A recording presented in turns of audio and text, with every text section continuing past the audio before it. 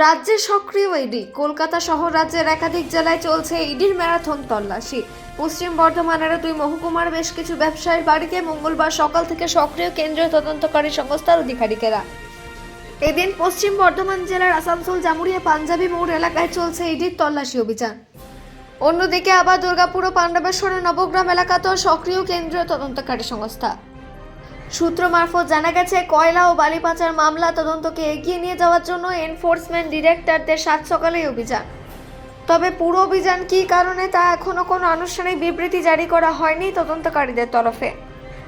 পুরোটাই সূত্র মোতাবেক। পাণ্ডবেশ্বর থেকে অজিত মেসা, রিপোর্ট নিউজে।